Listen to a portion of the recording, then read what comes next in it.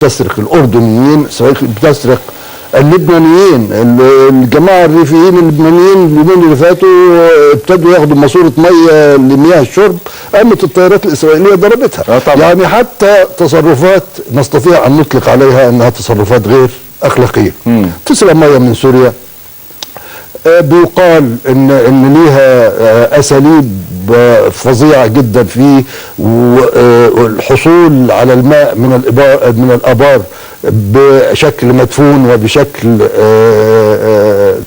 تقني يمكن الكثير من الناس ما يعرفوش، ليس فقط لسحب المياه في الخفاء والناس مش عارفين اللي بيحصل ايه، ولكن ايضا لإمكانية تسميم هذه الآبار عند الحاجة. إذن هو ده الشكل اللي احنا بنتكلم عليه، وأنا لا أستطيع أن أضيف إلى ذلك الكثير الحقيقة. حسين بيه، حابب أسألك بداية التواجد، عشان نبدأ الحكاية من الأول، بداية التواجد الإسرائيلي في أفريقيا كان إزاي؟ حضرتك قبل ما ننسى بس الحديث ياخدنا، أنا عاوز المقولة اللي حضرتك بدأت بيها خاصة بالعالم الجليل الدكتور جمال حمدان رحمة الله عليه وعلى أمثاله، واللي هم دول هدف طبعا بالنسبة للصهيونية العالمية، الناس اللي بتفهم وتفكر. قال لك: من يملك منابع النيل يستطيع أن يصيب مصر الشرقي بكسر الراء، بالشرق اللي هي الجفاف. فإذا جفت طبعا لو حصل أي لا قدر الله أي مشروعات فمسألة الجفاف دي خطيرة، فقال بالشرقي أو بالغرق.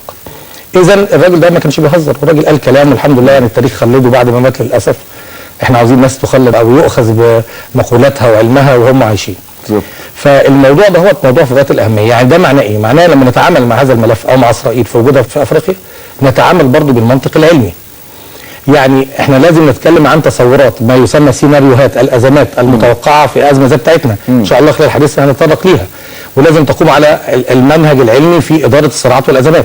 في حاجه اسمها التكنيك وات اف، ماذا لو، يعني لازم نحط كل الاحتمالات.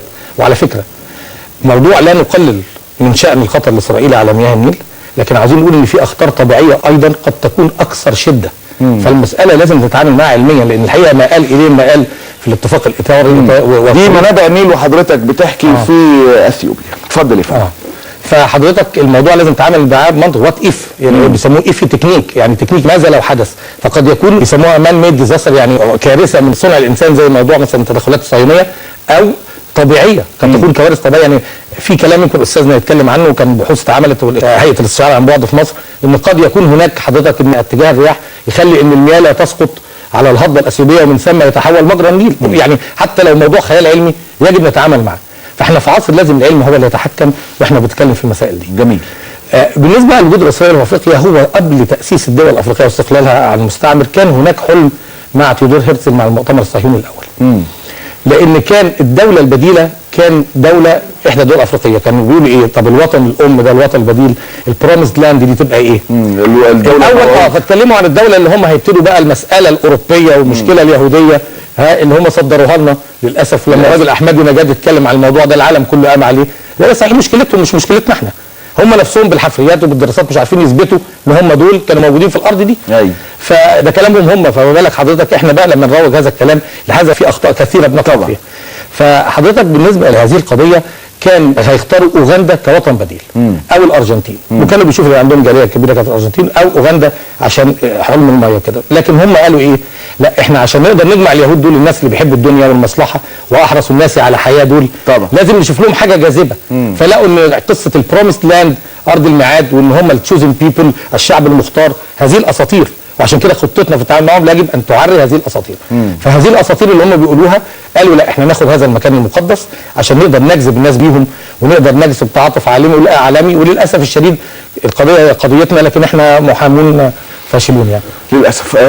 فهو بدا مع هذا، ثم بعد كده حضرتك ايه لما استقروا على ان القدس تكون محور جذب من ثم بقى المؤامره الكبرى اللي حصلت فيها تاسيس دوله اسرائيل، ابتدوا بقى يتجهوا الى افريقيا لانها المحيط الذين يتبقون به العالم العربي، يتبقون به مصر، يسيطروا على منابع النيل. اهداف عده هنتكلم فيها. جميل جدا. النهارده كنا محددين وبنجهز لموضوعنا ومع ضيوفنا الكرام بقالنا اكثر من 72 ساعه. الشروق كان عنوانها جهه سياديه عليا نتعامل مع ملف حوض النيل من الصفر ونحتاج ل5 سنوات لاحتواء الموقف.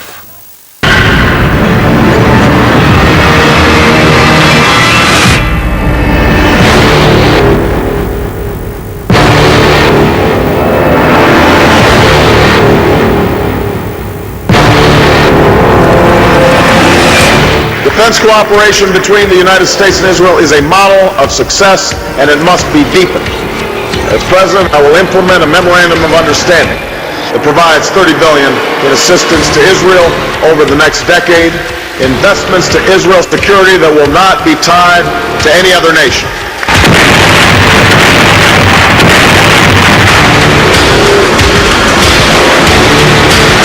And Jerusalem will remain the capital of Israel, and it must remain undivided.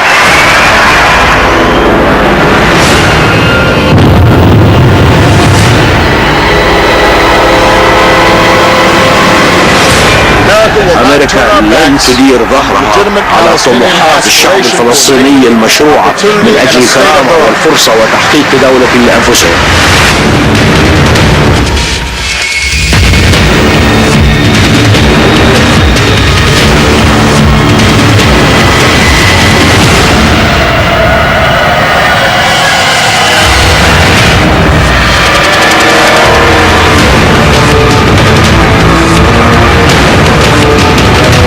الولايات المتحدة لا تقبل شرعية استمرار المستوطنات الإسرائيلية.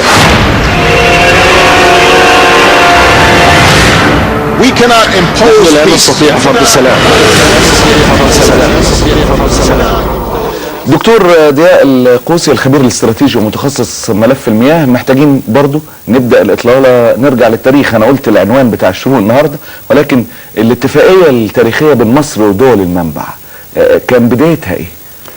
والله هو نهر النيل الحقيقة من الأنهار العابرة للدول القليلة على مستوى القارة الإفريقية، يمكن قليلة على مستوى العالم، اللي عنده مجموعة من السجلات التي استمرت لما يزيد عن قرنين من الزمان دلوقتي. إنما أهم هذه السجلات معاهدتين نقدر نقول، أو اتفاقيتين، أو نسميهم يمكن حتى اتفاقية 29 بيقال ان هي ليست اتفاقية بل هي خطابات متبادلة بين بريطانيا العظمى في ذلك الوقت كدولة محتلة لكينيا وتنزانيا واوغندا والسودان، ومصر كدولة حديثة الاستقلال سنة 29. مصر خدت الاستقلال تقريبا سنة 22 23. أي. وفي هذه المعاهدة الحكومة البريطانية تعهدت بالنيابة عن هذه الدول في أن لا تقيم هذه الدول أي مشروعات على نهر النيل من شأنها تقليل التصرف الذي يصل إلى مصر أو خفض مناسيب المياه التي تصل إلى مصر في ذلك الوقت. الحقيقة في ذلك الوقت الإيراد الطبيعي لنهر النيل شبه ثابت، كان اللي هو حوالي 84 مليار متر مكعب عند أسوان، كان 32 مليار متر مكعب من هذه الكمية يتجه مباشرة للبحر المتوسط عشان ما كانش فيه السد العالي في ذلك الوقت، وكان المتبقي اللي هو ال 54 مليار متر مكعب كانت بتقسم بين مصر والسودان، ومصر كانت بتحصل في ذلك الوقت على 48 مليار متر مكعب، والسودان كانت بتاخد 4 مليار متر مكعب. سنة 59 بدأت مصر التفكير الجدي في إنشاء السد العالي، وكان من الضروري أن يكون هناك اتفاقية أخرى. طبعا هذه الاتفاقية دعيت إليها كافة الدول الحوض. اتفقت مصر والسودان في هذه الاتفاقية على توزيع ال 32 مليار اللي كانوا بيروحوا للبحر المتوسط، والتي سيختزنها السد العالي الذي سيصير إنشاؤه في خلال السنوات القليلة القادمة في ذلك الوقت. أيوه. ال 32 مليار دول نجحوا في تقسيمهم على الوجه الآتي: هيسيبوا 10 مليار متر مكعب للبخر بحيرة ناصر، وهي محتوى مائي ضخم يصل طوله إلى 500 كيلومتر، 350 كيلومتر منها في مصر و150 كيلومتر في الأراضي السودانية، وعرضها من 10 ل 15 كيلومتر. وال 22 مليار المتبقية طلبت مصر أن تقسم مناصفة، على أساس أن مصر هي اللي ستقوم بإنشاء السد العالي، وستدفع أيضا تكاليف تهجير المواطنين من أهالي النوبة السودانية والمصرية على حد سواء.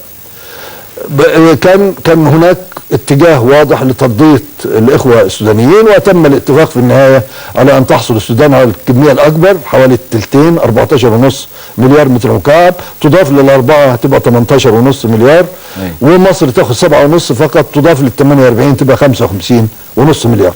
الفارق طبعا واضح جدا، لأن السودان فيها أجزاء كبيرة جدا فيها كمية هطول مطري كبير. بالنسبه لمصر نهر النيل بيشكل اكثر من 95% من الايراد المائي للبلاد. استمرت هذه الاتفاقيه من سنه 59 لسنه 2009. يعني حوالي 50 سنه نقدر نقول. كان هناك نص في هذه الاتفاقيه ان اي دوله من دول الحوض تحب وتود وتبغي وتحاول ان تعترض على هذا الاتفاق، فإن الدولتين اللي هم مصر والسودان سيأخذوا هذا الاعتراض بعين الاعتبار ويعدلوا من الحصص إذا لزم الأمر. جميل. خلال ال50 سنة دول لم يعترض أحد، وإن كان بين الحين والآخر سمعنا همهمات بأن احنا غير موافقين. حلو قوي. نقف هنكمل الحكايه، انتقل لحسين بيه واقول لحضرتك حابب اقول لك على ايه العلاقات المصريه الافريقيه ازاي كانت ولا التوغل الاسرائيلي؟ لا دعني اقول لحضرتك التوغل تم ازاي وصوره واشكاله ونفوذ وكيفيه قياس هذا النفوذ بعيدا عن الاوهام او الكلام التصريحات الصحفيه قد تكون فيها تهويل او تهوين ايضا. جميل. هنبتدي سريعا ايه اشكال او صور الوجود الاسرائيلي في افريقيا. اشكال او الصور دي اما رسميه او غير رسميه. الصورة الرسمية حضرتك من خلال علاقات إسرائيل بدول لها علاقات دبلوماسية معها، فبتواجد كأي بعثة دبلوماسية لأي دولة أجنبية. جميل. الدول الأفريقية كما تعرفوا حضراتكم 53 دولة. للأسف الشديد إسرائيل تمثيلها الدبلوماسي في الدول الأفريقية دي قد التمثيل المصري تقريبا، يكاد يكون يعني فرق دولة. ومن ثم إسرائيل كان ليها علاقة ب 45 دولة في أفريقيا. الوضع بقى الآن النهاردة إيه؟ بعد ما حصل بعض التطورات خلال العقد المنصرم في دولتين قطعوا علاقتهم باسرائيل، ومن ثم اصبح الدول الافريقيه التي لها علاقات مع اسرائيل الان 43 دوله وفيها 10 دول ليست لها علاقات.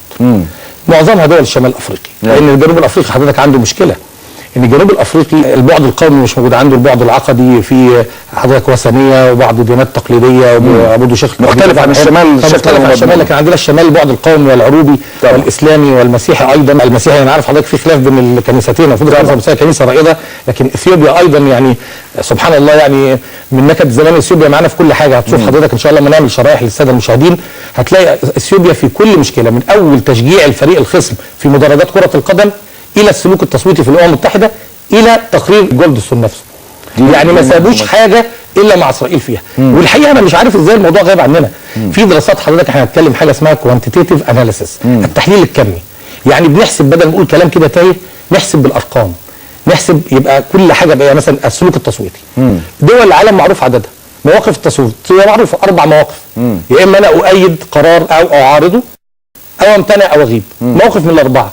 طب تعالى نشوف بقى الدول الافريقيه في سلوكها التصويتي بتعمل ايه. هتلاقي اثيوبيا واوغندا في كل القارات اللي مع اسرائيل وضد الاجماع الافريقي، وهتلاقيهم من اول بقول لحضرتك ماتش كره القدم الى مدارس حبقوق. يعني في مدارس حضرتك اسرائيل بتعملها باسم نبي من انبياء بني اسرائيل قوي البنيه اسمه حبقوق، دي مدارس لتعليم كره القدم في افريقيا، تبقى مفرخه وياخدوهم ويبيعوهم في العالم كله. وده بان مع اللعيب الغاني في 2006 في كاس العالم لكره القدم مع تشيك، حضرتك رفع علم اسرائيل. يعني اسرائيل كان اول حصاد. فده كان حصاد اللي اتقال قبل كده واللي اتكتب في تقرير. كل ده فندم عندنا معهد البحوث والدراسات الافريقيه في جامعه القاهره، الحقيقه معهد رائد وده قرابه 60 عام. يعني مصر عندما كانت سؤال حضرتك في افريقيا لها وجود وسعرت حركات التحرير، كان بيت الخبره هو معهد البحوث والدراسات الافريقيه. اين الان النهارده؟ المعهد موجود لغايه امبارح، كان في ندوه في غايه الاهميه وعن الصومال وعن قضيه في غايه الخطوره لغايه امس. لكن الكلام حديث الادراج. الكلام اللي احنا بنقول ده لحضرتك انا هوريه لك، ده في موسوعه نازله سوق قريبا أرجوك. وكان رساله علميه، وحضرتك هنشوفه بالشرائح بالارقام عشان يا ريت. طيب الاول حضرتك انا عاوز اتكلم، ممكن الشرائح تطلع في بعض الشرائح همر عليها. تمام. طيب حضرتك بقى ايه اللي يبقى اذا قلنا دول الشمال الافريقي هي الدول اللي معظمها هي ليس لها علاقات او جمدت. يعني عندنا مثلا بعد الانتفاضه عندنا المغرب وتونس جمدوا دول دولتين مع ال10 اللي قاطعين، فالموقف لكن يظل الاغلبيه مع اسرائيل. طيب حضرتك بقى نتكلم عن اسرائيل لها شبكه من العلاقات مع الدول الافريقيه، من اول السياسيه الدبلوماسيه، الثقافيه والاجتماعيه، الاقتصاديه والتجاريه، الاقتصاديه بالمفهوم الاشمل يعني، والتجاريه علاقات انترا تريد بينهم، وحضرتك العلاقات العقديه كمكون ثقافي برضه عظيم لو كان الوقت يسعفنا ان احنا نمشي الضوء عليها. لان اسرائيل النهارده في حاجه اسمها جوديو كريستيانيتي، في صهيونيه مسيحيه. الكنيسه المسيحيه تتصهين ببساطه. ده اللي حصل في امريكا. العالمه الكبيره جريس هيلسل اللي كانت من الناس في هذا الاتجاه وتابت وعملت كتابين في غايه الاهميه، هي اللي وعت العالم لان وشهد شاهد من اهلهم، ده قالت ان الموضوع ده في غايه